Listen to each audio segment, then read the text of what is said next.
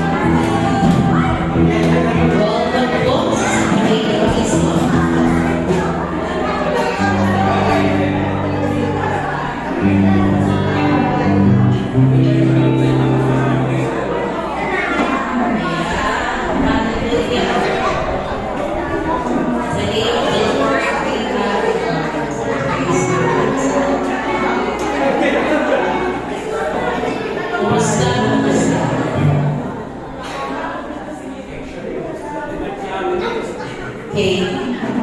Today we will be discussing strategically pastor about emotional health.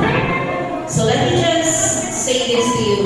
Basahin po natin Matthew 11:28-30. Sabi po dito, "Come to me, all who are weary and heavy laden, and I will give you rest." Ito yung pangalan ng Panginoon. Lahat ng mga napapagod, napapagal sa buhay, mga dumadaan sa mga emotional traumas and problems, meron pong makahingahan sa Panginoon Jesus. At sabi po niya, "Take my yoke upon you and learn from me, for I am gentle and humble in heart, and you will find rest for your souls." Masyado pong paraan. You will find rest for your soul, for my yoke is easy and my burden is light. Amen. Okay na po yung mic ko. Ganda po ng pagkakakita ng Joy. Sabi po dito, lahat ng mga napapagal, welcome po sa Panginoon. Amen. Pagod ka ba? Yes. Depressed? Anxious? May problema? Sabi ng Panginoon, mayroong kapahingahan sa Kanya. Amen? So tayo mo'y manalangin. Hallelujah. Father, we come to you today. We worship you in spirit and in truth. And Lord, ibinababa namin sa iyong mga paanan, Panginoon, ang aming mga dalangin. And we pray, Father God, na hindi po ito ang hadlang, Panginoon, na sambahin ka namin sa Espiritu at katotohanan o Diyos. Panginoon, as we trade our burdens to you, Lord, palitan ito, Panginoon, ng nag-aaman na loob, ng kapayapaan, ng kagalakan, Panginoon, ng kapayapaan na tumula sa iyo. We pray, Father God, we pray, Lord God, that may we experience times of refreshing, may we experience restoration, may we experience rest in your presence, O God. As we worship you today, this morning, O Lord, Panginoon, pahingahin niyo po, O Diyos, ang aming kaluluwa sa iyong presensya, Panginoon. We worship you, we honor you, we give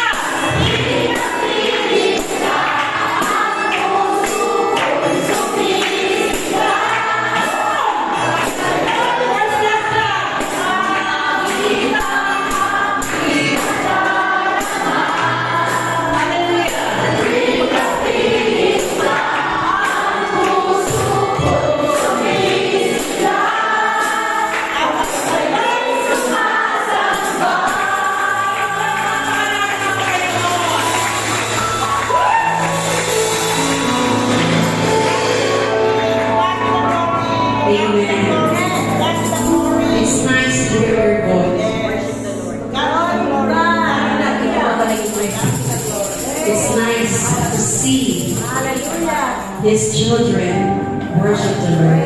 Alam niyo po sabi ng Panginoon, the Lord dwells in the praises of His people. Amen. So kapag tayo po'y sumasamba sa Panginoon sa Espiritu at Katotohanan, ang presensya ng Panginoon ay nasa atin. Amen. And if there is, if we are in the presence of the Lord, we are safe. We are safe. Amen. Tayo po ay ligtas sa Panginoon. There is no one that will harm us. There is no one that will threaten us because we are in the presence of the Lord. Amen. Amen. Pamitin po natin itong awitin na ito na ligtas. Kapatid, kung may pinagdadaanan ka in God's presence, you are safe.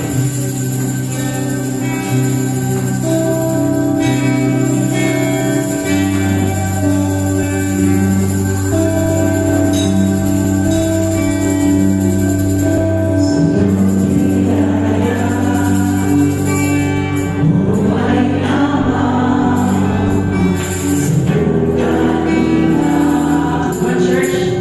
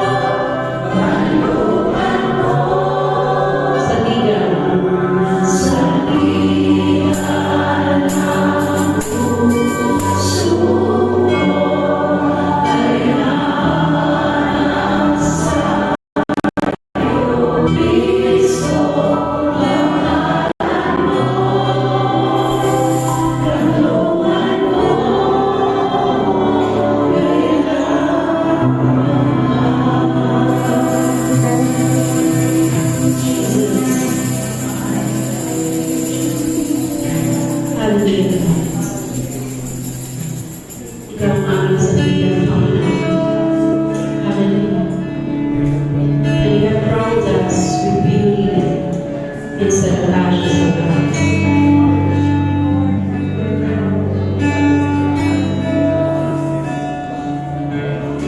Walang ba ng linis?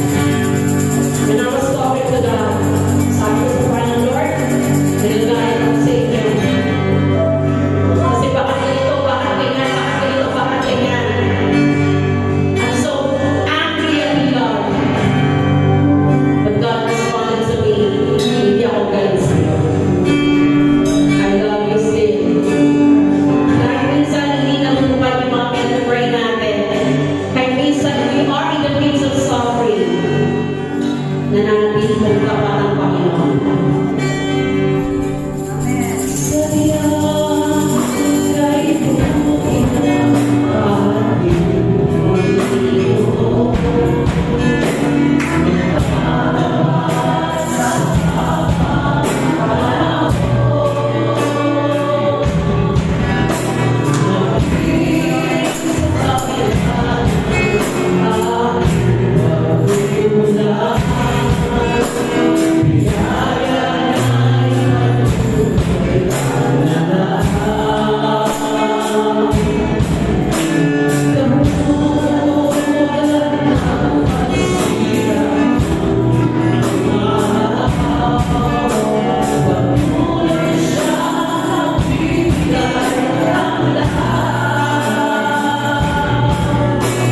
Amen.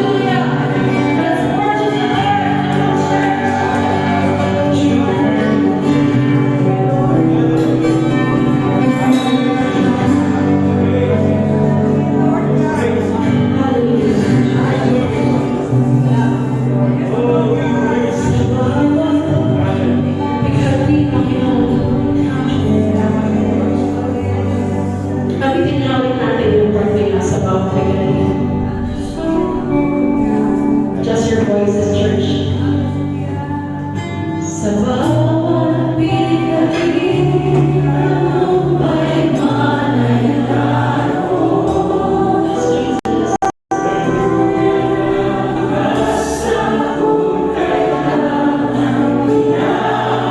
Thank you, Lord.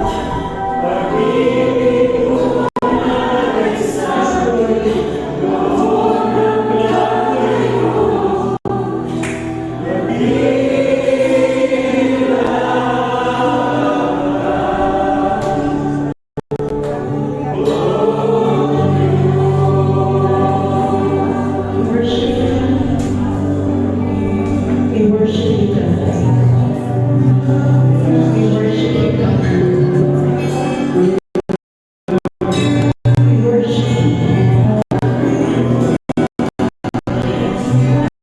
Salamat sa iyo.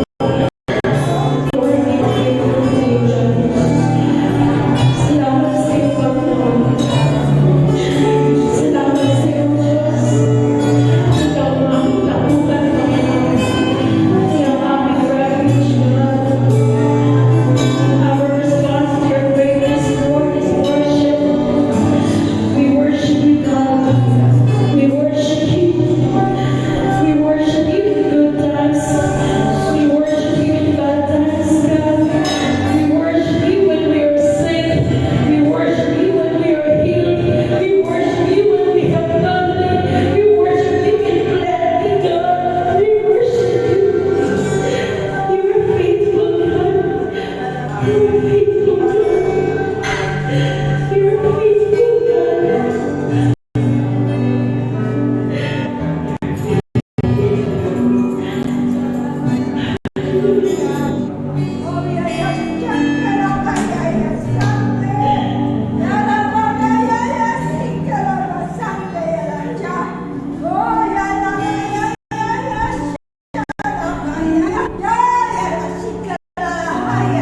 Yeah.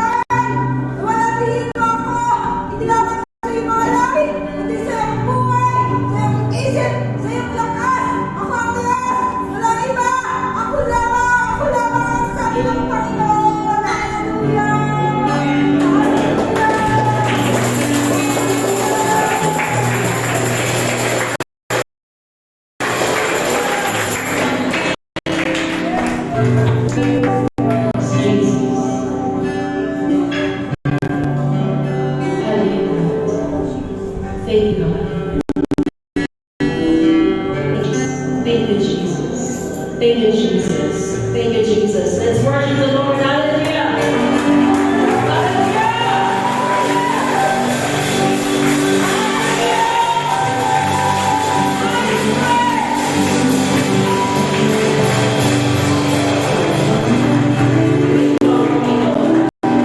Pwede na po tayo po.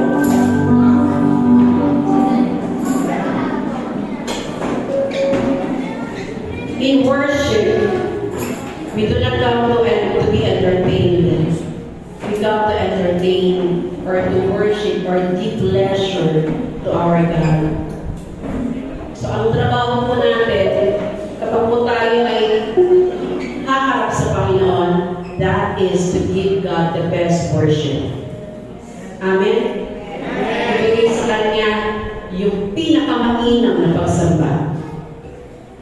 Amen? So, hindi pa natin tinitingnan kung ano yung mga nasa katabi natin, kung maganda yung music or what. Ang importante po, tayo po ay sumamba sa Panginoon. Hallelujah. So, tinatawagan po si Brother Jay for the offering verse. Ready na siya. And then, aawin po kami ng isang pong awiting na nagsasabing, tahan na. Yung mga umiiyak,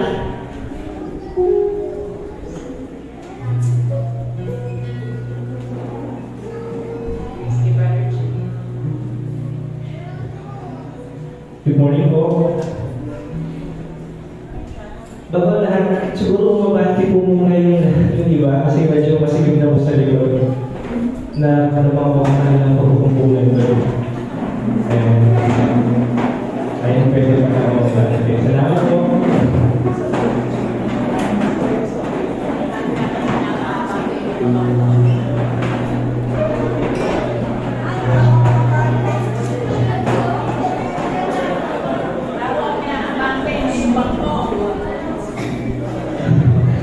Kayo po mismo yung mabante. Ayan. Yung tao po mismo, parang iuupo po yung mga dating sa lugar. Ayun. Ayan, marami na po bakit sa harapan. Yung mga nasa likod, parang po kayong umugante pa ulit. Salamat po.